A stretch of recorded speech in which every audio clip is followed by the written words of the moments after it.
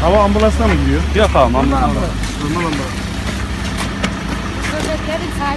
Kırşehir'in Boztepe ilçesi Çevirme köyünde kızını okul servis aracına bıraktıktan sonra köpeklerin saldırısına uğrayarak vücudunun birçok yerinden yaralanan 56 yaşındaki Sebahat Karaman, ilk müdahalesinin ardından Konya Meram Tıp Fakültesi Hastanesi'ne sevk edildi.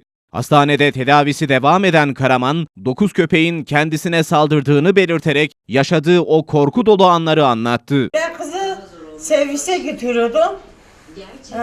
Adam da dedi ben kızı arabaya bindirdim. Kızı arabaya bindirdim. Ben geldim ki 6-7 tane köpek. Ondan sonra hemen de geldiler benim yanıma. Benim yanıma geldi, elbiselerimi yırttılar, attılar. Ben baktım, bizim köyde bir komşu geldi. Dedi ben mesele kurtarayım. O kadın olmasın ben ölürdüm. Köpeklerin köyün muhtarına ait olduğunu iddia eden Karaman, her an başkalarına da zarar verebileceklerini söyledi. Köpeklerine sahip çıkamıyorsunuz. Ben değil, başkasını tutsaydı, öldürseydi. O da var.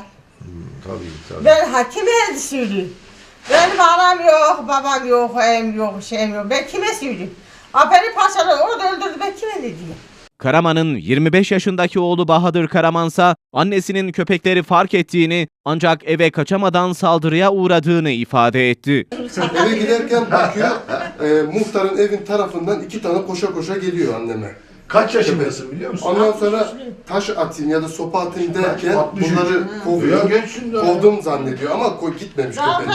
Neyse ben diyor bir an önce kendi kendime diyor ki eve yetiştireyim kendimi diyor. Evelallah. Demesen kalmadan arkasından dolaşıp düşürüyor. Düşürdükten sonra da o sesle zaten diğer öteki köpekler de oralarda geziyormuş. Gezerken o sesle o kargaşayla zaten onlar da koşmuş.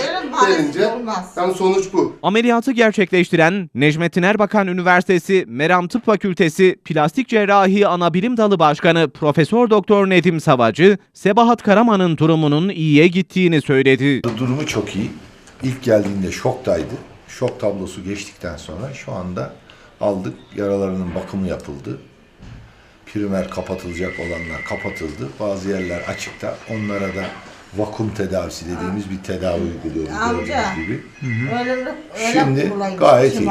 Hocam vücudun en çok nerelerinden bir darbe almış ısırık? Her yerinde. Bacakları, kolları, kafası. Kafasının mesela derisinin, saçlı derinin yaklaşık 3'te 2'si yok. Onu şimdi kaplayacağız, kapatacağız.